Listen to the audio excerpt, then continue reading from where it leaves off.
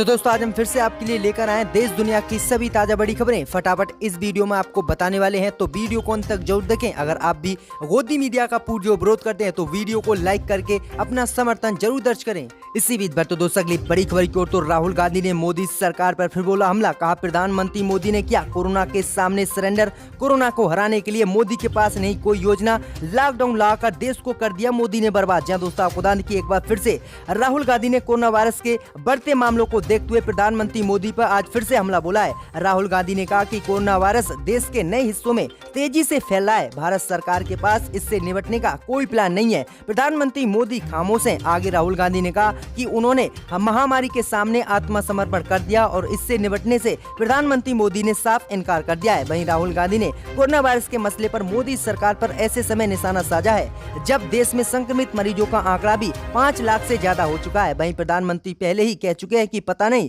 इस बीमारी से कब निजात मिलेगी। तो ये काफी बड़ा हमला आज राहुल गांधी ने प्रधानमंत्री मोदी पर बोला। इसी बीच बढ़ते दोस्तों अगली बड़ी खबर की ओर। तो योग गुरु बाबा रामदेव को लगा बड़ा झटका। बाबा रामदेव सहित 5 के खिलाफ FIR दर्ज। कोरोना की कोरोनिल दवा के भ्रामक प्रचार का है बाबा रामदेव पर आरोप। जहाँ दोस्तों आपको बता दें ये काफी बड़ी खबर सामने निकल कर आ रही है कि कोरोना वायरस की दवा की लॉन्चिंग के बाद से बाबा रामदेव और उनकी कंपनी पतंजलि सवालों के घेरे में है। कोरोना दवा को लेकर अब बाबा रामदेव और 4 अन्य के खिलाफ राजस्थान की राजधानी जयपुर में FIR दर्ज कराई गई है। ये केस कोरोना वायरस की दवा के तौर पर कोरोनिल को लेकर भ्रामक प्रचार करने के आरोप में दर्ज कराई गई है। वहीं बाबा पर आरोप लगाया गया है FIR में कि बाबा ने फर्जी दवा बनाकर पूरे देश में इसका प्रचार किया जिससे खाने से लोगों को कई नुकसान हो सकते हैं। तो इसी को लेकर अब बाबा रामदेव पर FIR दर्ज कराई गई है। इसी बीच बढ़ते दोस्तों अगली बड़ी खबर की ओर। तो भारत पर हमले करने की तैयारी में है चीन। सैटेलाइट इमेज से हुआ बड़ा खुलासा। अब पेंगोंग झील के पास चीन बढ़ा रहा है तैनाती।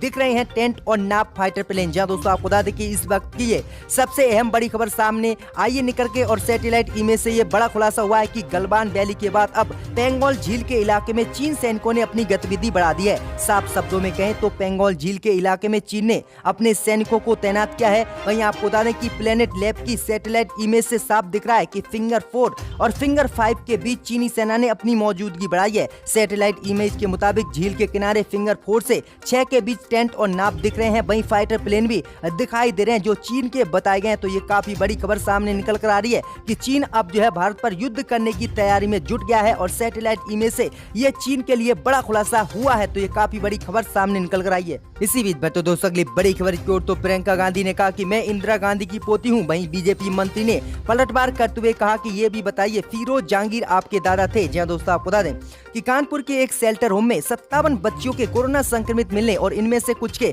गर्भवती होने पर प्रियंका गांधी ने ट्वीट कर योगी सरकार को कार्रवाई करने की चुनौती देते हुए लिखा कि वह इंदिरा गांधी की पोती हैं, डरने वाली नहीं है। वहीं आपको बता दें कि इसी को लेकर योगी सरकार में अल्पसंख्यक कल्याण मंत्री मोहसिन रजा ने पलटवार करते हुए वहीं प्रियंका गांधी पर हमला बोला। मोहसिन रजा ने लिखा कि प्रियंका गांधी निसंदेह आप इंदिरा गांधी जी की पोती हैं, परंतु देश को ये बताने में संकोच करना छोड़िए कि आपके दादा फिरोज जहांगीर थे या नहीं। वहीं प्रियंका गांधी ने ट्वीट कर कहा था कि जो भी कार्रवाई योगी सरकार को करनी है बेशक करें, मैं सच्चाई सामने रखती रहूंगी क्योंकि मैं इंदिरा गांधी की पोती हूं। तो ये पलटवार बीजेपी की तरफ से किया गया है प्रियंका गांधी। इसी बीच बढ़ते दोस्तों अगली बड़ी खबर की ओर। तो आजम खान के खिलाफ 40 मुकदमों में पुलिस ने दाखिल की कोर्ट में चार्जशीट। पत्नी तंजीम और बेटे अब्दुल्ला खान को बनाया आरोपी। जहां दोस्तों आपको बता दें कि समाजवादी पार्टी के कद्दावर नेता और रामपुर से सांसद आजम खान की मुश्किलें लगातार बढ़ती ही जा रही हैं। पिछले साल लोकसभा चुनाव के दौरान से ही आजम खान के खिलाफ जमीनों पर अवैध तरीके से कब्जे, लूटपाट, डकैती समेत तमाम संगीन धाराओं में मुकदमे दर्ज हुए थे। पुलिस ने आजम खान के खिलाफ 40 मुकदमों में चार्जशीट कोर्ट में दाखिल कर दी है। 30 मामलों में पुलिस पहले ही चार्जशीट लगा चुकी है। वहीं उनकी पत्नी शहर विधायक तंजीम फातिमा के खिलाफ 32 और उनके बेटे अब्दुल्ला आजम खान के खिलाफ 42 मामलों में चार्जशीट आज लगा दी गई है कोर्ट में। इन सभी पर आलियागंज के किसानों की जमीन कब्जा कर जौहर यूनिवर्सिटी में शामिल करने का आरोप है। हालांकि ये 3-4 महीने से सीतापुर जेल में बंद है। तो ये काफी बड़ी खबर सामने निकल कर आ रही है। इसी बीच बढ़ते दोस्तों अगली बड़ी खबर की ओर। तो गलवान घाटी में शहीद हुए जवानों के परिवारों को सरकारी नौकरी देगी नीतीश सरकार, लिया बड़ा फैसला। जहां दोस्तों आपको बता दें ये काफी बड़ी खबर सामने निकल कर आ रही है कि बिहार कैबिनेट में गलवान घाटी में शहीद हुए बिहार के जवानों को लेकर बड़ा फैसला लिया गया है। मुख्यमंत्री नीतीश कुमार की अध्यक्षता में हुई कैबिनेट की बैठक में ये फैसला लिया गया है कि चीनी सैनिकों के साथ संघर्ष में शहीद हुए बिहार के जवानों के परिवार में से एक सदस्य को सरकारी नौकरी दी जाएगी। पूर्वी लद्दाख के गलवान घाटी में 15 जून को हुई खूनी संघर्ष में 6 जवान बिहार के शहीद हुए थे। जिन 6 जवानों के परिवारों को अब एक सरकारी नौकरी बिहार सरकार देगी। तो ये काफी बड़ा फैसला लिया गया है। वहीं आपको बता दें कि तेलंगाना सरकार ने कर्नल संतोष बाबू के परिवारों को दिए थे 5 करोड़ रुपए और अहम जिम्मेदारी भी दी थी, लेकिन बिहार सरकार एक सरकारी नौकरी देगी। इसी बीच बढ़ते दोस्तों अगली बड़ी खबर की ओर। तो बीजेपी ने कमलनाथ पर लगाया बड़ा आरोप। कमलनाथ चीन के एजेंट मंत्री रहते हुए देश से की थी कमलनाथ ने गद्दारी। जहां दोस्तों आपको बता दें ये काफी बड़ी खबर सामने निकल कर आ रही है कि राज्यसभा के पूर्व सदस्य और भाजपा के वरिष्ठ नेता प्रभात ज्ञा ने मध्य प्रदेश के पूर्व मुख्यमंत्री कमलनाथ को चीन का एजेंट बताया है। जहां ने आरोप लगाया है कि केंद्रीय वाणिज्य मंत्री रहते हुए कमलनाथ चीन के एजेंट बनकर काम कर रहे थे। शुक्रवार को भोपाल में पत्रकार से बात करते हुए झा ने कहा था कि कमलनाथ ने वाणिज्य मंत्री रहते हुए चीन के माध्यम से राजीव गांधी फाउंडेशन को लाभ पहुंचाया। कमलनाथ ने जवाब नहीं दिया तो ये सच गांव-गांव तक फैलाया जाएगा। वहीं आगे उन्होंने कहा कि कमलनाथ ने नापाक आर्थिक हितों के कारण उस समिति का सुझाव बाईपास कर दिया। जहां ने बताया कि ये सारा घटनाक्रम 2008 में चीन की कम्युनिस्ट पार्टी और कांग्रेस के बीच हुए समझौते के बाद तेजी से आगे बढ़े हैं। उन्होंने कहा कि ये बहुत ही गलत हुआ और अब जो है इनको जवाब देना चाहिए और इन्होंने देश से गद्दारी की है। इसी बीच बढ़ते दोस्तों अगली बड़ी खबर की ओर। तो बंगाल के बाद झारखंड ने भी 31 जुलाई तक बढ़ाया लॉकडाउन।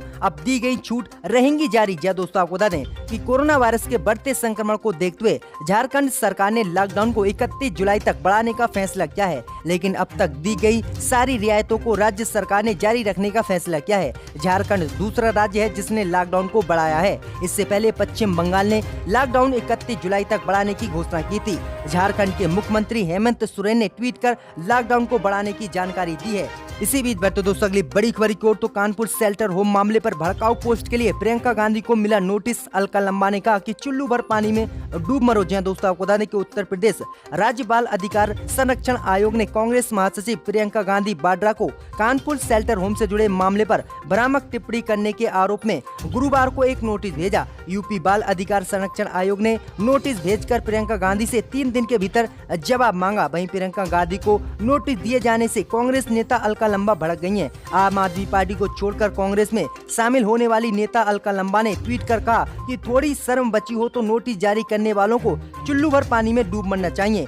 जब बच्चियों के साथ सरकारी शेल्टर होम में बलात्कार होते रहे तब कौन से बिल में छुपकर बैठ गए थे ये नोटिस देने वाले। तो ये काफी बड़ा हमला अलका लंबा की तरफ से बोला गया है। इसी बीच बढ़ते दोस्तों अगली बड़ी खबर की ओर। तो ममता बनर्जी का प्रधानमंत्री मोदी को पत्र। कोयला खनन में 100% FDI का ममता ने किया विरोध। जहां दोस्तों आपको बता दें कि प्रधानमंत्री मोदी ने कोल सेक्टर में कमर्शियल माइनिंग की शुरुआत की। इसके साथ ही कोयला खनन में 100% FDI की अनुमति प्रधानमंत्री मोदी ने दी। अब इसका पश्चिम बंगाल की मुख्यमंत्री ममता बनर्जी ने विरोध किया है। पश्चिम बंगाल की मुख्यमंत्री ममता बनर्जी ने प्रधानमंत्री नरेंद्र मोदी को एक पत्र लिखा है। पत्र में पीएम मोदी से कोयला क्षेत्र में 100% FDI की अनुमति के फैसले पर पुनर्विचार करने का अनुरोध ममता बनर्जी ने किया है। वहीं आगे मुख्यमंत्री ने कहा है कि बहुराष्ट्रीय कंपनियों के लिए कोयले में 100% FDI की अनुमति देने से गलत संदेश जाएगा। ये आत्मनिर्भर भारत का खंडन करेगा और आत्मनिर्भर नीति की दृष्टि से ये सही नहीं है। तो ये काफी बड़ी मांग की गई है ममता बनर्जी की तरफ से, क्योंकि इससे जो है राज्य सरकार को कोई फायदा नहीं होगा।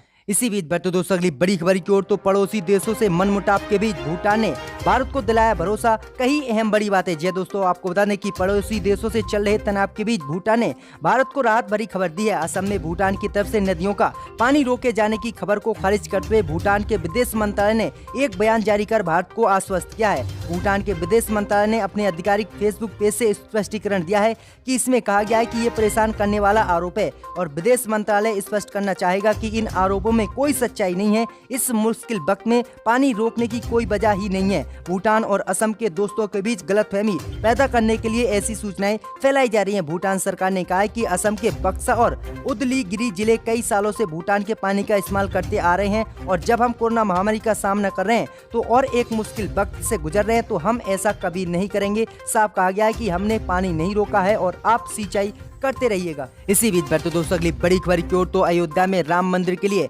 विश्व हिंदू परिषद के कार्यकर्ता मांगेंगे चंदा। गांव-गांव जाकर इकट्ठा करेंगे चंदा। जी दोस्तों आपको बता दें कि काफी बड़ी खबर सामने निकल कर आ रही है कि विश्व हिंदू परिषद के पूर्वी उत्तर प्रदेश संबंधित 4 प्रांतों अवध, गोरक्ष, काशी व कानपुर के संगठनों ने एक बैठक की जिसमें निर्णय लिया गया है कि राम मंदिर निर्माण में जो पैसा लगेगा उसे किस तरह से पूरे देश से इकट्ठा करना होगा। इसी को लेकर विश्व हिंदू परिषद के कार्यकर्ता एकत्रित होकर गाँव-गाँव जाकर प्रत्येक प्रत्येक व्यक्ति से 10 रुपए लेंगे और जो ऑनलाइन इकट्ठा चंदा किया जाएगा। वहीं आपको बता दें कि अब राम मंदिर निर्माण की जिम्मेदारी में चंदा इकट्ठा करने की जिम्मेदारी विश्व हिंदू परिषद के कार्यकर्ताओं को दे दी गई है। अब विश्व हिंदू परिषद के कार्यकर्ता देश के गांव में, जिलों में, वहीं शहरों में जाकर घर घर जाकर 10-10 रुपया प्रत्येक व्यक्ति के हिसाब से चंदा इकट्ठा करेंगे और राम मंदिर का निर्माण किया जाएगा उस चंदे से। तो ये काफी बड़ी अपडेट आ रही है। इसी बीच बढ़ते दोस्तों अगली बड़ी खबर की ओर, तो यूपी बोर्ड के आज जारी होंगे 10वीं और 12वीं के रिजल्ट।